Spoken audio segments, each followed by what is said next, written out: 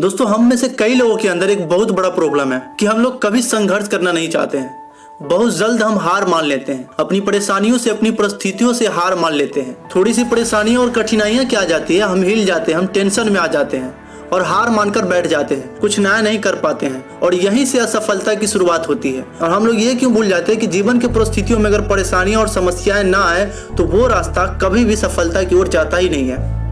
Life में success के लिए कठिनाइयों और परेशानियों का सामना अगर ना करना पड़ता तो आज दुनिया के सभी लोग सफल होते हैं। सफलता के रास्ते में हमेशा कठिनाइयों और परेशानियों का सामना करना पड़ता है और जिस दिन मेरे दोस्त तुम कठिनाइयों और परेशानियों का सामना कर लिए, उस दिन तुम सफल व्यक्ति बन जाओगे। अगर फिर भी सफलता ना मिले तो पीछे मत हटना, बिकॉज हर सफल व्यक्ति के अंदर एक कॉमन बात होती है कि वो फेलियर से नहीं डरते हैं, क्योंकि वो हमेशा सफलता के लिए भूखे होते हैं। और स्वामी विवेकानंद जी ने कहा था कि अपनी जिंदगी का एक लक्ष्य निर्धारित करो, अपनी पूरी शरीर को उसी एक लक्ष्य से भर दो और हर दूसरे विचार को अपनी जिंदगी से निकाल दो। यही सफल होने का मूल मंत्र है। दोस्तों, मैं आपको 2 कहानी सुनाता हूँ जिसे सुनने के बाद मोटिवेशन के साथ साथ आपके अंदर वो जिद, वो पागलपन, वो जुनून पैदा हो जाएगा। एक लड़का 2 साल का था जब उसका बाप छोड़कर चला गया था। वो बचपन से ही अपने माँ के साथ रहा। छोटी सी उम्र में ही वो अपने दोस्त को ट्रेन के नीचे कुचलते हुए देखा। उसे बचपन से ही लिखने का बहुत शौक था।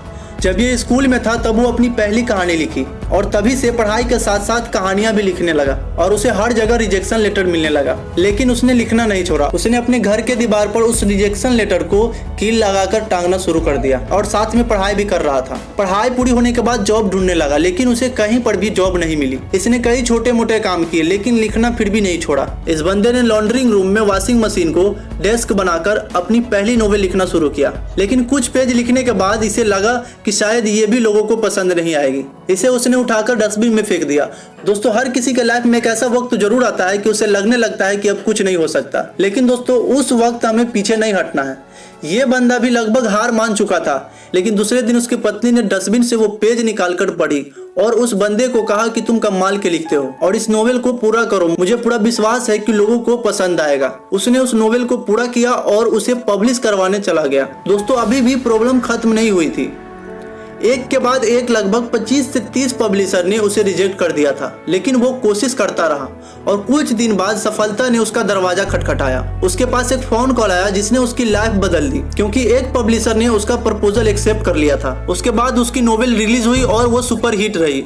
दोस्तों, इसका नाम है स्टीफन किंग, जो एक फेमस अमेरिकन ऑथर है। दोस्तों, इस बंदे ने टोटल 60 नोवेल लिखी है जिनकी 350 करोड़ से ज्यादा की कॉपीज बिक चुकी है, जिन पर कई फिल्म्स, कई वेब सीरीज बन चुकी है। दोस्तों, जिंदगी में कुछ भी हासिल करने के लिए पागल और जिद्दी बनके उसके पीछे भागना पड़ता है, तभी जाकर सक्सेस हासिल होती है। और ऐसे ही दूसरी कहानी है जो आपको भरपूर मोटिवेशन से भर देगी। एक 2 साल की बच्ची सनाइया, जिसके माँ बाप का डिवोर्स हो जाता है। उसकी माँ उस 2 साल की लड़की और उनकी 2 बहनों को साथ लेकर टाइमेंट्स चले जाते हैं, जहाँ पर उसकी माँ जेरी नाम के एक लड़के से दूसरी शादी करती है। बाद में उस लड़की की माँ और उसका सौतेला पिता दोनों पैसों के लिए बहस करते हैं। जेरी उसके माँ के साथ बहुत बुरा बर्ताव करता था, उसे मारता पीटता। उस वक्त उसके पास इतने भी पैसे नहीं होते थे कि खाना भी ठीक से खा पाए, सिर्फ ब्रेड खाकर अपना भूख मिटाते थे।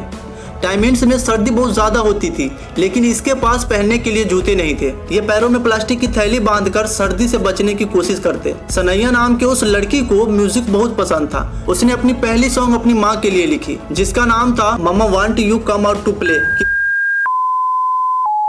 और ये सॉन्ग इसने इसलिए लिखा था क्योंकि उसकी माँ उस वक्त बहुत दुखी थी। ऊपर से 2 वक्त के खाने के लिए भी पैसे नहीं थे। उस 8 साल की लड़की ने पैसों के लिए बार में सिंगिंग करना शुरू किया। यार, सोच कर देखो कितनी मजबूर थी वो लड़की। उस वक्त क्या बीत रही होगी उस पे। और साथ में सौतेले पिता उनके माँ को बहुत पीटते थे, लेकिन 8 साल की लड़की नम आंखों से अपनी माँ को पीटते हुए देखने के अलावा कुछ नहीं कर सकती थी। एक दिन सनैया और उनकी माँ जेरी को छोड़ करके टोरंटो चले गए। वहाँ पर सनैया ने म्यूजिक इंडस्ट्री में जाने की बहुत कोशिश की, लेकिन वहां उससे एंट्री नहीं मिली। साथ में उसे घर खर्च चलाने के लिए मैकडोनाल्ड्स में कई साल काम करना पड़ा। जब वो 22 साल की थी तब उसकी माँ और जेरी वापस साथ में रहने लगे थे, लेकिन कुछ दिन बाद उनकी एक एक्सीडेंट में मौत हो गई।